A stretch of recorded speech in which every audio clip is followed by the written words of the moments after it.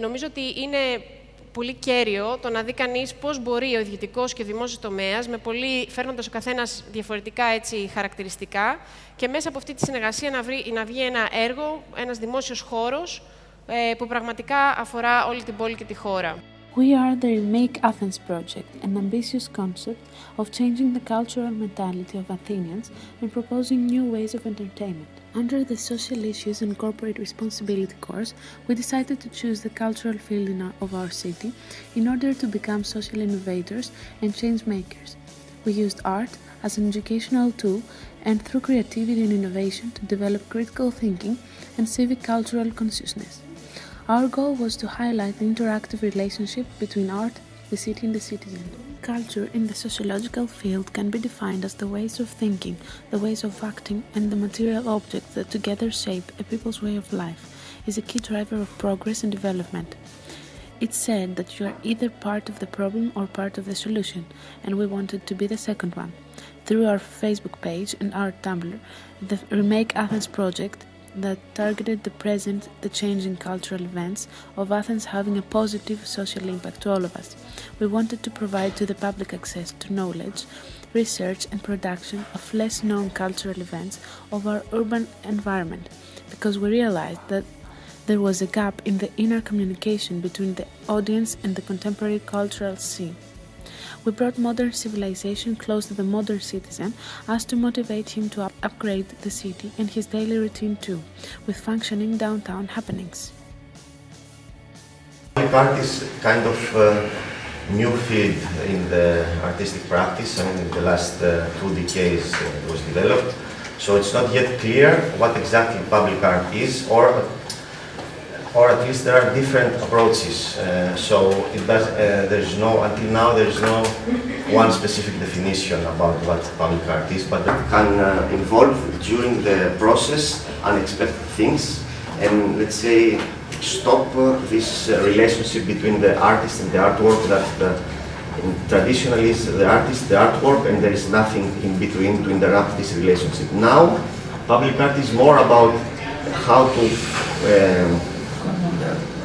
connect in a creative way all these things that happen in between, and at the end the final artwork is not something specific that the artist has in mind from the beginning, but something that is developed through time and through all these things that are happening.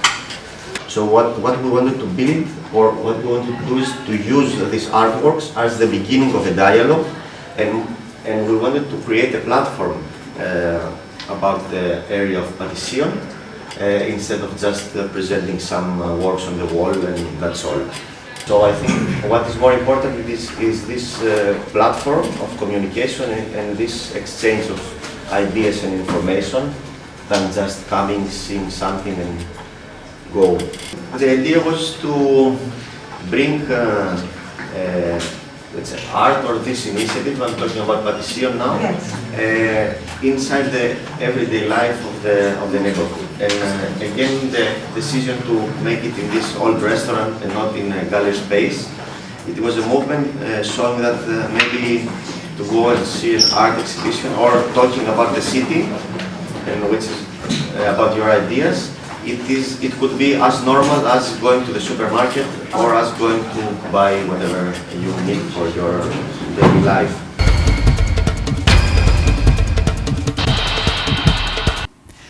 The Neon Foundation has asked if I would put together an open-air exhibition in the National Garden of Athens. Could a historic garden be a platform for contemporary art? What do you think? And at a time of scarcity, can we justify devoting resources to public art? Nikos Navridis transformed this abandoned olive oil factory into a living field of wheat, a metaphor for potential growth, potential nourishment. Or, as the taxi driver who took me there described it, a metaphor for a path for life. Public art is about participation. The work of art today embraces its audiences and recognizes each of us as part of an innate and cultural collectivity. but it also recognises that we bring unique and individual sensibilities that play their part in meaning and in making.